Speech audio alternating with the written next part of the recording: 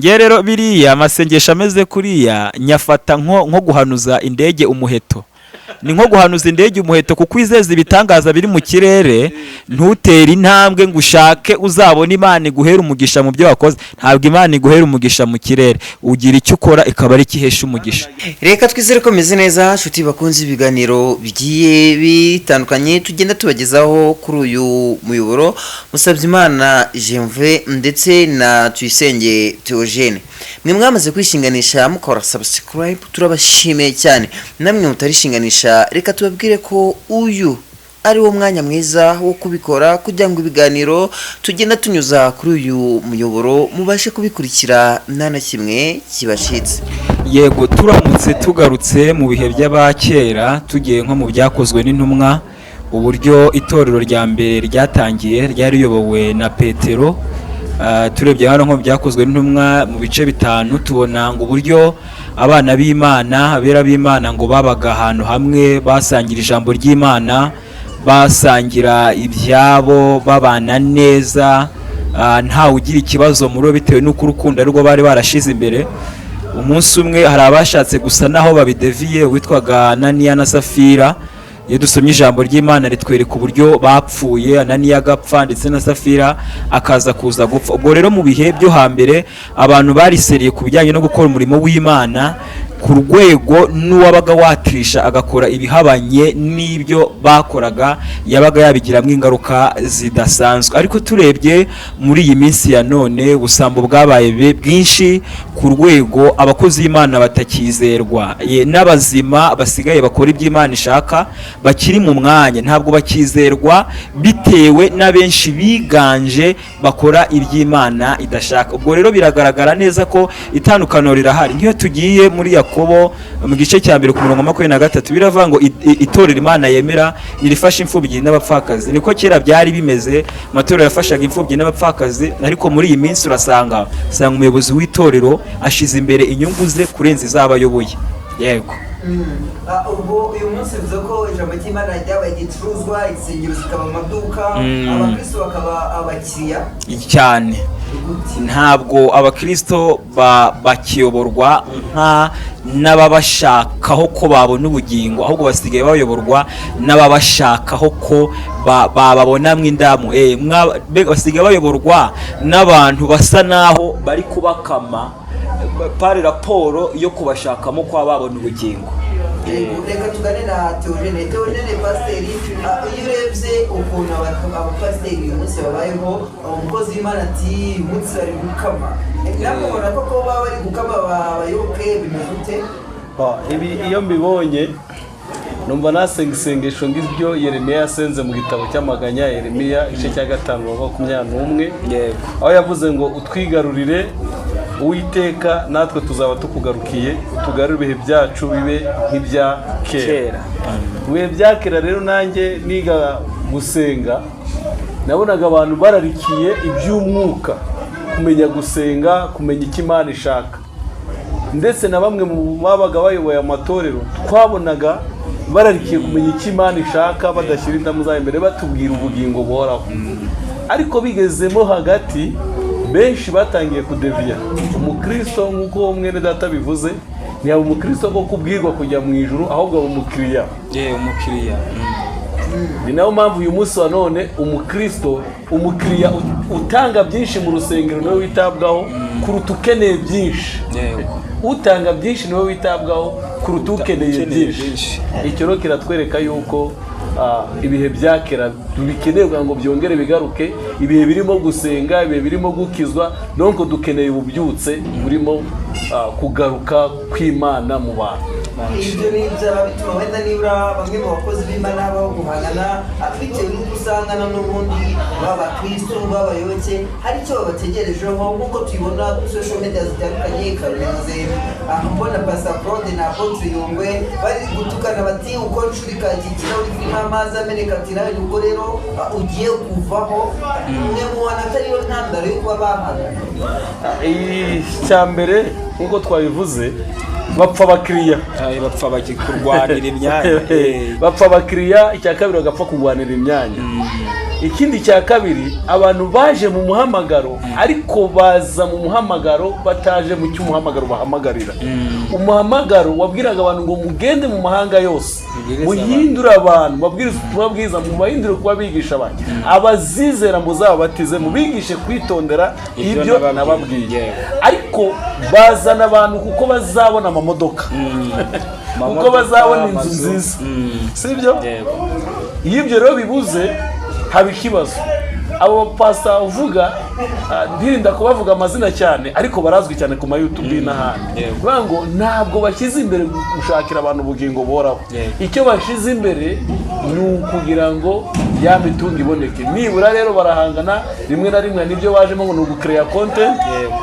Bo bahangane batiteye ko ari abakozi b'Imana, ko ari abapasoro ndetse ko ari n'ababakurikira bababwirije ubutumwa bwiza babareba.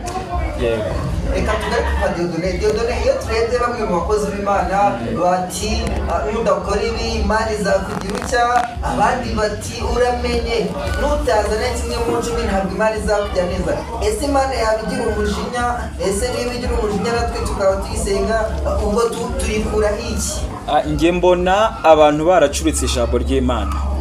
Iyo tugiye mu gitabo cy'umuhanuzi Yesaya gice cya mbere dore ku murongo wa 19 kugera ku murongo wa 20 ari ijambo rivuga ngo nimwemera mukumvira muzarya ibyiza byo mu gihugu, ariko nimwanga mukagoma inkota y'Uwiteka izabarya. Ntabwo abapasteri bikigiye abenshi mu bari nyamwinshi ntabwo bakitubwira kumvira Imana ngo tubone ibyiza, ahubwo bo batwereka ibyo twakora byo kubahereza. Kumva aravuze uti zana igitambo ngo usengere uzabona ibi nibi, zana igitambo mfunguza umugisha, hari umugisha wawe wanyazwe, hari wari ufite urugendo rwo kujya hanze rwarapfuye, byagenze gutya na gutya. Ugasanga bo ijambo ryo ryavuze ko kumvira ryo bizaduhesha umugisha, kumvira iby'Imana idusaba, ahubwo bakazana kumvira ibyo bagusaba. Ntago ari iby'Imana isaba, bo barabicuritse babigira kumvira iby'Imana, ibyo ubwabo bagusaba. Baravuga uti niba udakoze ibi nibi, nudatanze icyacu, nudatanze amaturo tuzagera cyana gutya, umugisha wawe urafunze, bigenze gutya, uzahomba. Ngibyo ugarutse by'abo bapasteri gihangana uti ngo nkuko iri cupa ricuritse ngo niko nawe ugiye kuvaho nkuko yamazi agiye gutemba. Bacuritse ijambo ry'Imana. Bibiliya iravuga ngo tubanze dushaka ubwami bw'Imana. Matayo 6:33 dushaka ubwami bw'Imana no gukiranuka kwayo, ibindi byose bizaba inyongera. Ibyagakwiye kuba inyongera byaje mbere kandi byari bikwiye kuza nyuma y'ibindi. Basa ati bacuritse ibintu baza batubwira twemera ibi tutabikoze tubabanyamuro. Ese ubundi Imana ijya kudukunda cyangwa se ko nanone Bibiliya bagitubwira ngo nakumenye ukiri urusoro ukiri mu nda y'umubyeyi wawe. Bibiliya ikaba itubwira ko cyangwa se n'abatubwira bati ntacyo wabona wagura Imana. Ese ni gute Imana yaguha igahindukira ikagusaba? Ese wa umubyeyi umwami uri umubyeyi wawe umwami mugati ugahindukira bwati mu makuru bwati? Icyo ni ikinyoma kigeretse ku kindi. Nk'uko umuvandimwe amaze kubivuga, batubwira ibyo bashaka bitewe n'icyo bashaka kutubonamo. Icyo bashaka kutubonamo ni iki? N'ayo mafaranga. Niba rero bashaka kubona ayo mafaranga barakora ibimeze nko kuducurika. Nge kuri iki gihe maze imyaka hafi igera yaba 20 nsenga. Nawe ibyumba by'amasengesho nasengeye abantu, nasenganye bihe birebire cyane. Ariko naratunga umunsi umwe umuntu watubwiye yari umupaseri aratubwira ati muri kubibona ati Imana yambwiye ko izampa imodoka, ariko ngeze nyuma njya gusenga ndayishyuza. Nyishuje irambwira ngo imodoka y'urukunyishyuza narayiguhaye. Turavuga ni iyihe? Ngo Imana yahise imbwira ngo reba ibyo birenge byawe birasaza. Imaze kumbwira ko bitarasaza ndebye ko kumuna ntibirasaza. Aho twahise twemera ko noneho yumviye Imana ko iyo modoka koko abonye ko ari byo birenge bye. Haciyemo nk'amezi 5 tubona araje aravuze muze hano ati pasiteri ntabwo akwiye kuguma kugenda n'amaguru, ati noneho mukwiye gushaka ukuntu imodoka iboneka muri aba bantu. Icya mbere urumva ni nko kuturindagiza, yaratubwiye ngo Imana yamubwiye ngo imodoka ye ntirasaza, arongera agarutse noneho tumushakiriye amapine. Abakristo mu buzima bariho ni ubuzima bubi, ni ubuzima bubabaye. Urumva ni cya kindi cyo kuvuga ngo umukristo icyo wamushakagaho, icyo wamubwirije ko ari ubugingo buhoraho, ntabwo ari cyo noneho ubonye ko kimukeneyemo. Yakena iryo juru yaribura ntacyo bikubwiye, bitandukanye n'umuhamagaro. Ariko rero byari bikwiriye ko aba bakristo nabo babigiramo uruhare. Aka karindagire ko kuza abantu bakabacurika, nyakubahwa umukuru w'igihugu nawe yigeze abigarukaho avuga uti umuntu akaza akabayobya namwe mukemera. Ni ukuvuga ngo rero abakristo bo muri iyi minsi nabo bakwiye kuva muri ubwo buhenebere, muri ako karindagire kabaza kubabwira ibicuritse. Nibicare bige, bajye muri Bibiliya bumve icyo Bibiliya ivuga. Abantu basigaye batinya ibiremwa kurenza uko batinya uburemwe. Usanga abantu batinya abapasiteri ngo bishop yambye gutya, pari raporo yuko yatinya Imana ahubwo agatinya ngo ni umupasiteri ni umubishop bitewe n'iyo titire afite. Abantu basigaye batinya ibiremwa kurenza uko batinya umuremyi. Ibyo rero bikabaviriramo akandare bashobora nabo kuba bahomberamo mu buryo bumwe cyangwa ubundi. Ariho havuka ibyo ngibyo by'ibitambo, ariho havuka izo nyigisho z'ubuyobe. Icyo cyuvuze ndakigaruka butoya. Ubundi iyo dusomye ijambo ry'Imana ku mugabo witwa Ahabu, yego, na Naboti, umwe yashaka kunyaga uruzabibu rw'undi. Haza abahanuzi benshi bahanurira ko urwo ruzabibu agomba kurujyana. Yego. Habonekamo umuhanuzi umwe witwaga Mikaya, aravuga ngo no, uyu munsi wa none twabuze abahanuzi bahagarara ku kuri. Ko niba umuntu aje akakubwira ngo aba bantu baje ni ibihumbi 3 baje gusenga, mbashakamo ibihumbi 500 by'amaturo. Noneho mwe mwamuri abahanuzi 10-20 mugahita mubyemera, mugahita mupfa guhanura.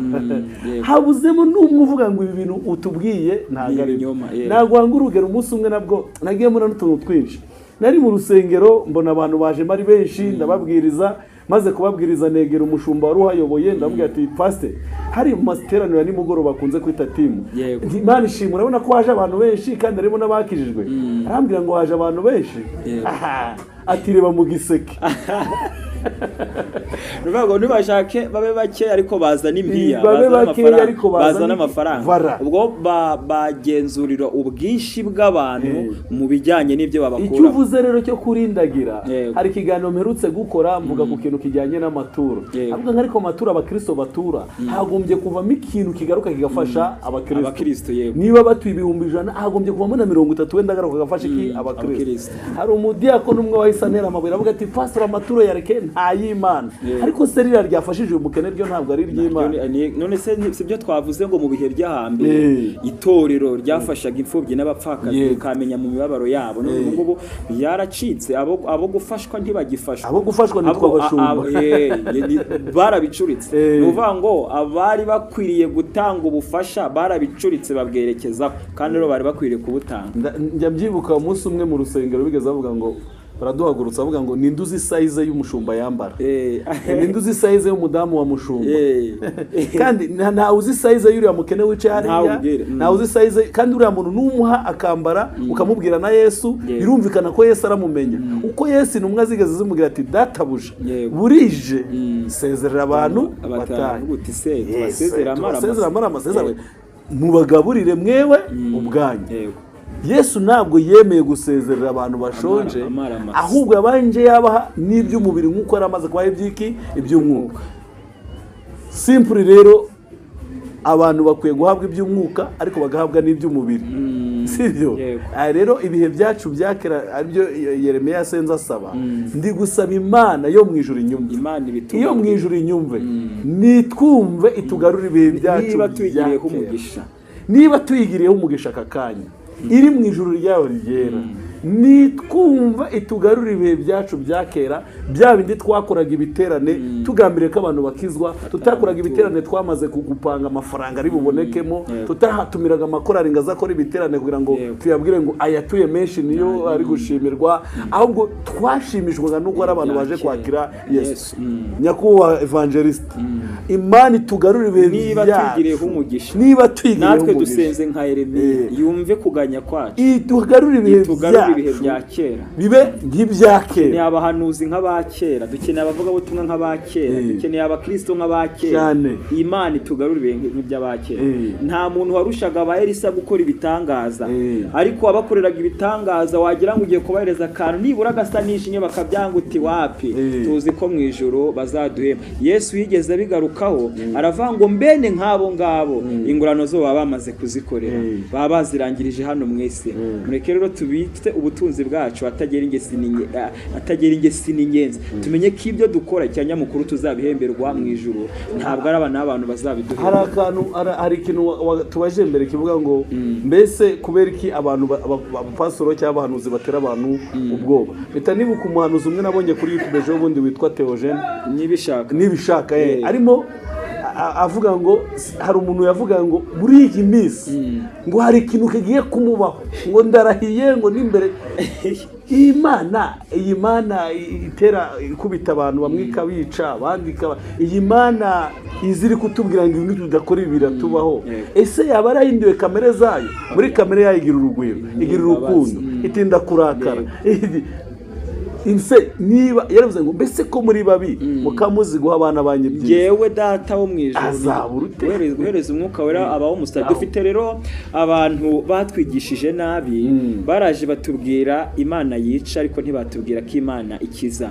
Kandi intego nyamukuru si uko Imana yica abantu, ni ukugira ngo dukizwe. Nicyo cyatumye itanga umwana wayo 3:16 Yohana, kuko Imana yakunze abantu, cyatumye itanga umwana wayo w'ikinege kugira ngo umwizera wese atarimbuka ahubwo azahabwa ubugingo buhoraho. Imana yageze ku rwego rwo kudukunda idoreza umwana wayo w'ikinege kugira ngo tutazarimbuka. Be kutubwira Imana nkaho yica gusa, bakarorera kutubwira uruhande ko ikiza igira neza. Kandi kugira neza tuvuga ntabwo ari ama etage, ntabwo ari amamodoka, nuko tuzahabwa ubugingo buhoraho. Kubera ko ibyo ngibyo twifuza harimo n'abantu babifite batarabisengeye. Hari abantu badasenga bafite bagenda mu mamodoka. Icyanya mukuru cy'imbere ni ubugingo buhoraho. Ubwo rero ngo Imana ngo ntabwo itinze isezerano nk'uko abantu benshi tubyibwira, ahubwo kuba ari ukugira ngo irebe ko hari abakiyongera mu mubare wo gukizwa, bakihana bakakira Yesu Kristo nk'umwami n'umukiza. Imana rero itugarura ibihe nk'ibyo ngibyo byo kumva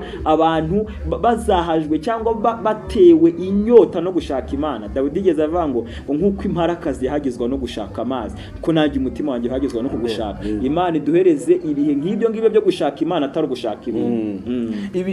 Ibihe birimo gusenga, ibihe birimo kumva Imana, ibihe birimo gufasha abababaye, ibihe birimo gusurana, ibihe bitarimo gutegereza abantu ngo baze mu rusengero hanyuma tubakuremo amaturo.